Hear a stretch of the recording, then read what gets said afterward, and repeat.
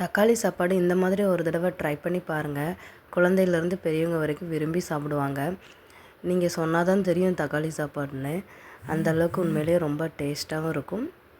ஒரு 10லேருந்து 15 நிமிஷத்தில் இது டக்குன்னு செஞ்சிடலாம். நம்ம காலையில் எந்திரிக்க லேட் ஆகிட்டுன்னு வச்சுக்கோங்களேன், அப்போ இந்த ரெசிபி உங்களுக்கு நல்லாவே கை கொடுக்கும். முதல்ல ஒரு 2 பெரிய வெங்காயத்தை ரஃபாக கட் பண்ணி எடுத்துக்கலாம். 2 தக்காளி எடுத்து அதையும் ஒரு 2 துண்டாக இந்த மாதிரி கட் பண்ணிக்கோங்க. ஏன்னா நம்ம இது எல்லாத்தையும் நம்ம அரைக்க தான் போகிறோம், அதனால் ரஃபாக கட் பண்ணாலே போதும். சின்ன தக்காளியாக இருந்ததுன்னா 3 தக்காளி சேர்த்துக்கோங்க. இப்போ இது எல்லாத்தையும் மிக்ஸி ஜாரில் சேர்த்து அரைக்க போகிறோம்.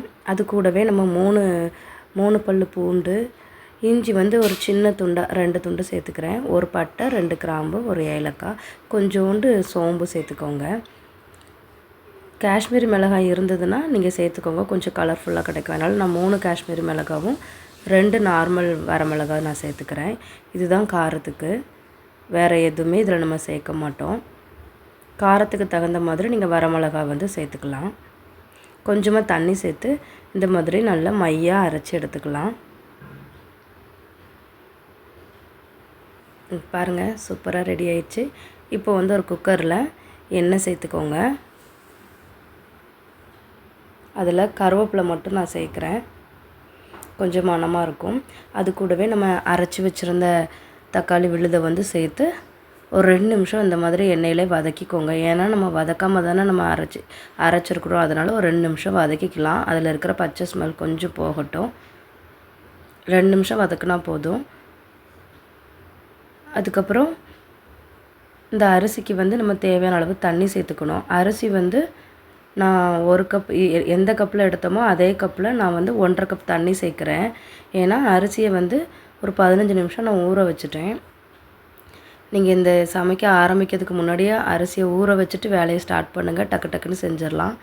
தேவையான அளவு உப்பு சேர்த்துட்டு டேஸ்ட்டு எல்லாமே காரம் எல்லாம் கரெக்டாக இருக்கான்னு செக் பண்ணிக்கலாம். இப்போ நம்ம ஆல்ரெடி ஊற வச்சு நல்லா தண்ணி வடிச்சிட்டு இந்த பாஸ்மதி அரிசியை இதில் நான் சேர்த்துக்கிறேன்.